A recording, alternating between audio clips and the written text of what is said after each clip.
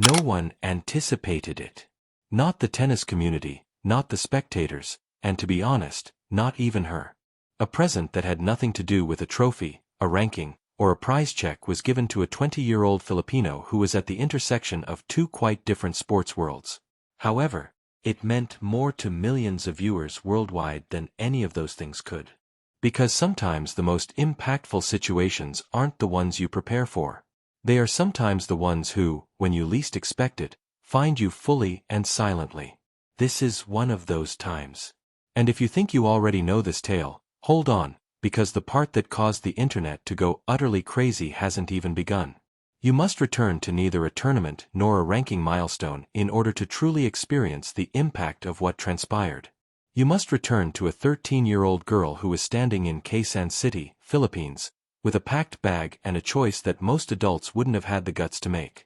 Alex was traveling across the globe to learn at Rafael Nadal's Academy, one of the world's most prestigious and challenging tennis schools, at a time when most children are still figuring out their lunch table. Consider the true meaning of it. To pursue something her nation had never seen, she left behind her language, her cuisine, the streets she grew up on, and the everyday warmth of her family. In the Philippines, tennis was not a popular sport. It was all about basketball. Boxing was legendary.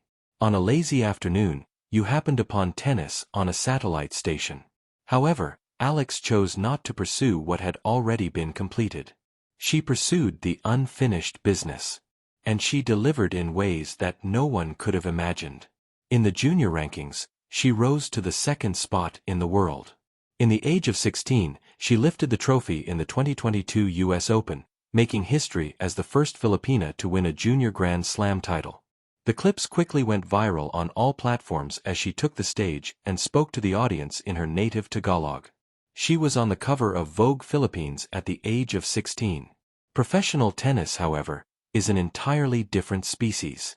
Your junior titles are irrelevant to the ITF grind, qualifying rounds, and the arduous and occasionally harsh ascent via rankings.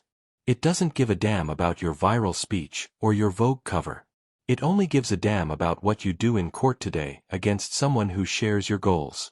2023 was also challenging. 2024 was more difficult. Miami 2025 followed. And everything changed.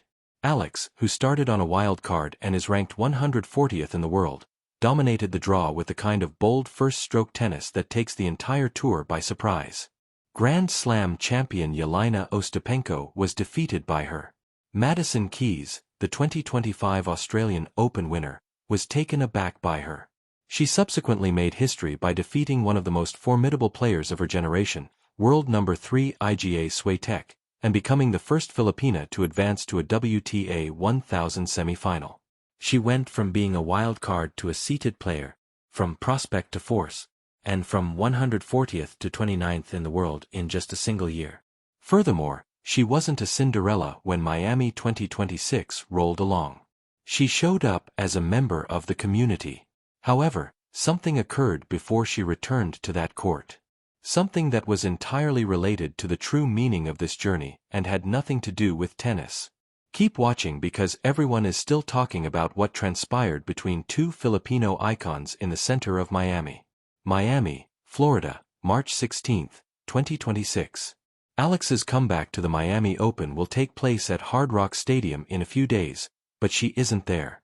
She is in the Miami Heat's home arena, the Kasia Center. Erik Spoelstra, a three-time NBA champion, head coach of one of the most legendary teams in basketball history, and a Filipino-American who has spent his entire career navigating what it means to carry that legacy in a society that doesn't always recognize it, is waiting for her. The two had first met in 2023 when Alex, then 17 years old, went to a Miami Heat game. At the time, she was not among the top 150. Still growing, still improving, still in that ambiguous limbo between potential and arrival. That evening also marked Spoelstra's 700th victory as a coach. It was a coincidence encased in something that resembled fate. Two Filipinos, each at a different level of success, sharing a room and an unplanned moment. They reconnected 3 years later. And everything was different this time. The Miami Heat posted a video of the reunion on social media with a straightforward comment, "Just two powerhouses repping the Philippines at the highest level." Here's the bit though, that made a heartwarming tale truly uncontainable on the internet. The handshake was not brief. It wasn't a staged photo opportunity. The billion-dollar Miami Heat and NBA team, which has a global fan base, took the time to create a comprehensive tribute video, a proper montage, and a story within a story that traces the arc from that initial encounter in 2023 to this reunion with Alex, who is currently ranked 29th in the world, and Spoelstra, who is still regarded as one of the game's most respected coaches. They weren't asked to do it. It was not required by any PR team. They took this action because they perceived something in Alex that went beyond numbers and scorelines. They observed representation. They observed pride. They witnessed what it truly looks like when a member of a community that isn't frequently represented in international sports performs something that can't be disregarded. Fans sensed it right away. Comments poured in. One individual commented that it was quite touching to watch two beloved Filipino athletes compete. Another noted that Spoelstra had reportedly vowed to come see her match in person if Alex returned the next year. And somewhere in the middle of all that cacophony, Alex got something that no prize money or ranking point could ever match. She was given the blessing of being genuinely acknowledged by one of the world's most famous sports organizations in addition to her own fan following. Standing next to one of the most successful Filipino coaches in history. The internet didn't merely respond. It exploded. However, the tale was not yet complete. Not even near. Because Alex was subtly making another move that propelled her admirers into an entirely new kind of hysteria as the Spoelstra reunion was lighting up timelines. She started her TikTok account about the same time.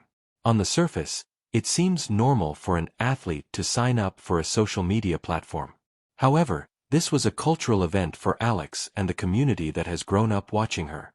Her first video provided a peek of her warm, relaxed, and uncensored pre-match practice. The caption read, "This is me hard launching my TikTok account." An angel face emoji comes next. "Things I do, fits I wear, places I go," was her bio. Straightforward, self-assured, and fully herself. She garnered tens of thousands of followers in a matter of hours. In the comments, the WTA's official account posted a green heart and a wave. When Spotify Philippines welcomed her to the platform, fans came in with remarks that blur the boundaries between genuine personal attachment and sporting enthusiasm, the kind that develops when people feel as though they have witnessed someone grow up in front of them. And that's precisely what sets Alex's story apart from the traditional narrative of a breakout athlete. Because her fan base is more than just a fan base. It's more akin to a movement. She has around 1 million Instagram followers, which is more than twice as many as players with better rankings like Madison Keys, Jessica Pagula, Amanda, and Isamova. The most watched video from the 2026 BNP Paribas Open was a day in the life film that was uploaded during Indian Wells. It wasn't even close, either. She became the first tennis player in Philippine history to enter the top 100, defeat a player ranked in the top 5, advance to the WTA Tour Final, win a Grand Slam main draw match, and win a WTA Challenger Championship during her breakout 2025 season. The entire country, which has been yearning for something similar for a very long time, celebrated each and every one of those firsts, not just tennis fans. Her candor was subtly heartbreaking when she discussed what it was like to be famous back home. She talked about how odd it was to stroll down the streets she had known since she was a youngster and to dine in restaurants she had frequented her entire life only to have strangers stop her for pictures. In one sense, normal. In all others, bizarre. However, the Filipino community seemed to absorb what she said next, as if a collective breath had finally been released. She expressed her happiness that tennis was being introduced to Filipinos and that, at the end of the day, sports were a means of connecting, bonding, and displaying pride. One of the things that, in her opinion, made Filipinos truly unique was their shared feeling of pride, which she had not witnessed in many other cultures. Go back and read that. In 2 phrases, a 20-year-old who was under pressure to be a pioneer in a sport that her nation seldom practiced 10 years before managed to capture the essence of a whole community. That's leadership, not simply athletics. Just when you thought the drama had reached a natural high point, she returned to the floor and gave a performance that left everyone speechless once more. Hard Rock Stadium, Miami, March 19, 2026. Now seated in 31st place, Alex leaves for her round of 64 encounter. She was a wild card who shocked everyone a year ago.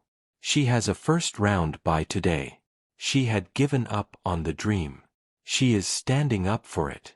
Laura Siegend, a 38-year-old German veteran who has been competing professionally for longer than some of the younger players have been watching the sport, is her opponent. Siegend is not to be disregarded. She is not a stepping stone, and during a game that lasted 3 hours and 20 minutes in the Florida heat, she had Alex struggle for every point. Alex emerged quickly, taking a 3-0 lead and appearing to be someone who had done this before. Siegeman, however, slowed down, prolonged a game into 10 minutes, and steadily recovered to tie the set at 3 games apiece. There was real suspense in the final moments. Alex entered this tournament with 390 ranking points that expired the moment the draw started, so losing the opening set in a tiebreak is more significant than it may seem. Points that account for about 25% of her total rating. In that particular event, losing that set may have been the start of something more sinister. The pressure was genuine. However, Alex is not the type of player who falters under duress. She is the type of person who can handle it. Early in the second set, she broke Siegend. In the third, she shattered her once more. She trusted her game, kept the tempo under control, and prevailed. And this is what she said to the media after spending 3 hours and 20 minutes in the Miami Heat against a 38-year-old doubles Grand Slam winner who refused to make it simple. Although it was mentally and physically taxing, one of her objectives following the tournament the previous year was to get better physically. She immediately grinned and remarked that she felt as fresh as a blossom. As fresh as a flower. After all of that, nothing will tell you everything you need to know about Alex if that line doesn't. She went on to say that coming back to Miami in the third round after arriving as a wild card the previous year demonstrated how much she had developed both personally and as a player. Here's the problem, though. Even though the victory was stunning, it wasn't the biggest tale that awaited her. What will happen next? What's in the round of 32? What is at stake for her ranking? This story really takes off when you consider what it all means for the course of the entire voyage. The player Alex memorably upset in the quarterfinals of the previous year, Magdalene, her next opponent, had just eliminated world number 3. Beneath all of this is the harsh maths of the WTA's rolling ranking system, which has tightened the bracket and increased the stakes. With each victory, she strengthens her position, and with each defeat, she runs the risk of falling back outside the top 50. Now that everyone in the tennis world is fully aware of what she is capable of, she is defending the most significant outcome of her career. She can no longer rely on the surprise factor that got her through Miami in 2025. All of the opponents have seen the movie.